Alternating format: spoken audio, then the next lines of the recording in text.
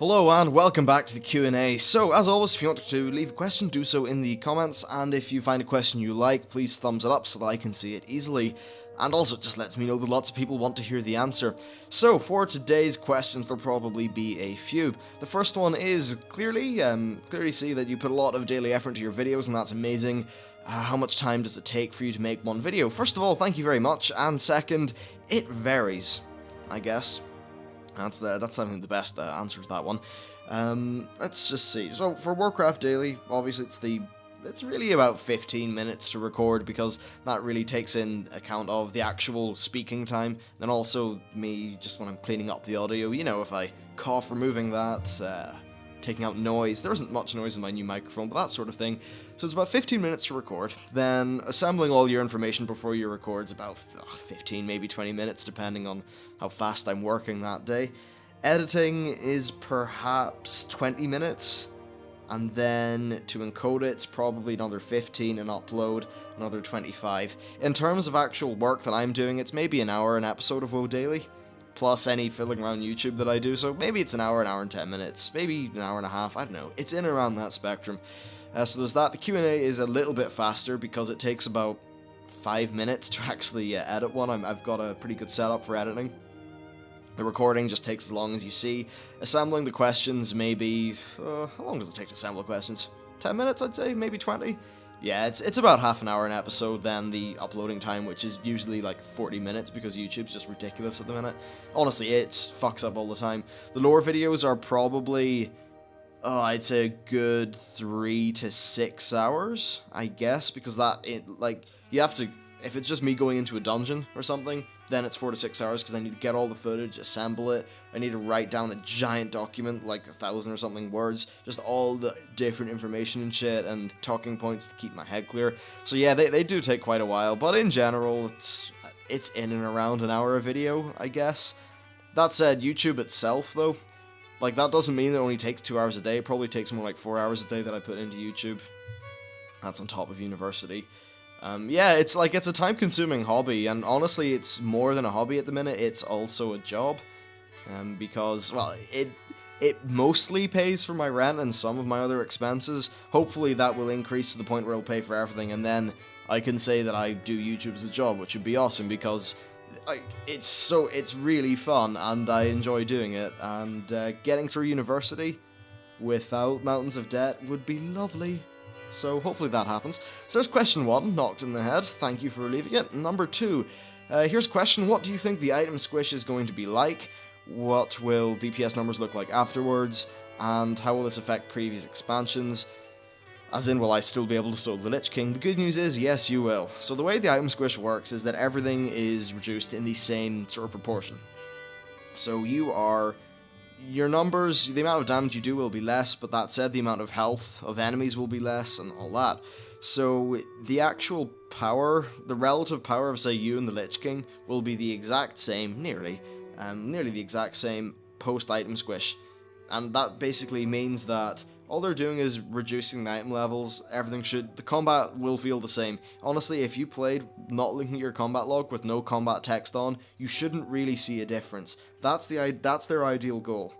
In terms of new content, you're still going to have the same sort of power delta, and a power delta is how much an increase in power you get from Stage A and Stage B. Let's just call Stage A the gear you have at the minute, Stage B the gear you have after a week of getting epics. That power delta is still going to be the same as it is in Mist of Pandaria. I think that's really good, because in Mist, you really do feel the upgrades when you get them. They have a meaningful effect on your DPS, and it just feels nice. So I think that's actually quite great. The game's definitely getting into a bit of a problem where everything's got like 17 trillion million damage. It's ridiculous. Like, there's times I'm doing I'm bursting at times for about 600 and something thousand damage. That's absurd. Of course, my actual damage is about 200 and something K, of course. Just BM hunters have got a lot of burst at the start. The numbers are too big at the minute, so I think the item squish is definitely good. It won't affect you soloing, doing old world stuff, so it's still fine. And also, if you were concerned about the new scaling up of old world content, what was I going to say? Yes, if you're concerned about the scaling up of the old world content kind of messing things up, then don't worry. it won't, because they're still going to let you have the option of going back and doing it with you being far more powerful than it being scaled up. So honestly, it's not going to affect your gameplay at all, and you're still going to have a great time, and it'll fix a lot of issues with the game, which is quite fantastic. Now, on to the next question, and that is, do you think Blizzard will scale the Brawlers Guild up to be a challenge next expansion? I would hate for my current rank to mean nothing, despite how much work I've put into getting it, and if any old level 95 or 100 content, or like 100 person, could just hop in, one-shot all the bosses, it would completely ruin the guild, because it's the one bit of solo PvE I've really enjoyed this expansion. This is a great question, actually, and I hope, it's funny, I want there to still be a Brawlers Guild that's very challenging. That's the main thing I care about.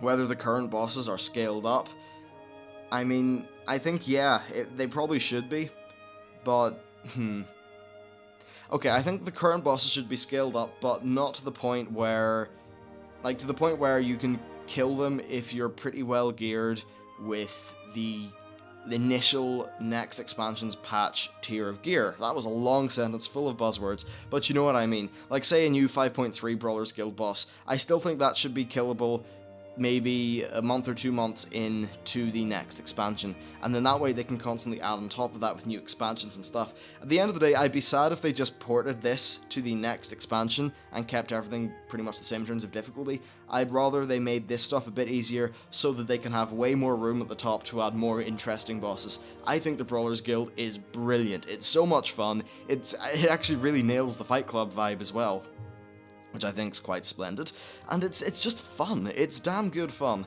and it's a great way of showing that there doesn't need to be a gear reward in everything for the game. The Brawlers Guild, you can just do it for fun and bragging rights, and one of the, you know what, back in the days when people were happy with Quake and stuff, that's why you played games, for fun, bragging rights, being better, and just the whole competitive spirit, not just for getting shiny loots, and I think it would be really cool if they did that with the Brawlers Guild. So yeah, I agree with you. I don't want this, like, I don't want it to be the next expansion someone could just go in and trollolol up to rank 10 Brawlers Guild. That would be silly. It would nullify all the work that you've done, so I think they should just port the thing over and add new bosses on top, and it would work out very well. And now for the final question of today's Q&A. What are your thoughts on the heroic Garrosh weapons being used as heirlooms? To me it seems stupid because you only get such an awesome reward if you raid, and also we should be able to use heirlooms, yeah, should we be able to use them 90 to 100, or will we not be able and instead enjoy new quest zones? Okay, I do get the gist.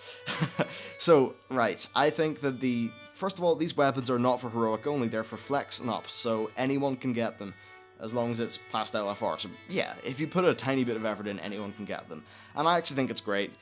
This game's had a problem where they've tried to make every single reward accessible in every single difficulty level. Now that's a fundamental piece of shit game design there, because what it means is there's no real drive to increase your skill personally or get better. And honestly, these are not these don't make the game, these rewards. All that'll happen is you have a bit of a shiny weapon moving into the next expansion. It's not a massive thing, and you know, if this was heroic only, I could perhaps understand people being annoyed at it. But because it's not heroic only, it's for normal and it's for flex. Anyone who really wants this can get it. Essentially, I mean, it's not that hard to find a flex pug, and if you are worried about not being in a guild or something, give it a few months, use OQ, and you'll be able to kill whatever boss you want in Flex, because people will just know their shit. So yeah, I don't think it's silly, because only raiders get it. At the end of the day, everyone should have a reward for being great at their thing. I think that really high-end PvP, maybe they should throw in a nice heirloom or something for them as well. It's just, I think it's very important that there's a solid reward scheme that makes an item really cool, that's a little bit harder to get, and that's quite desirable. It's just game design theory. There needs to be something there that is really cool that you want to get, that's compelling. And if they just gave this off at the easiest level of difficulty, I don't think that would be fair. I don't think that would be fair at all. So yeah, that's my opinion on it. Yeah, that's it. And also it won't, when you say, like, will we be able to enjoy the new quest zones? Of course you will. This is only a nice weapon. It doesn't give you extra XP or anything like that. It's just a little bit more damage. It's not massive. It really isn't. And that just means that the new quest zones, you'll be able to enjoy them just as much. as you previously would have, just you'll have a slightly better axe. That's the whole upshot of this. But anyway, yeah, that's it for today's Q&A. As always, if you want to leave a question, please do. I love getting questions. This is one of my favorite series is whatever. I think series is one of those words that's both plural and normal. So yeah, this is one of my favorite things to record. I really enjoy it. So do leave questions. So yeah, anyway, if you enjoyed the show, please like and subscribe. And with that, I'll see you next time.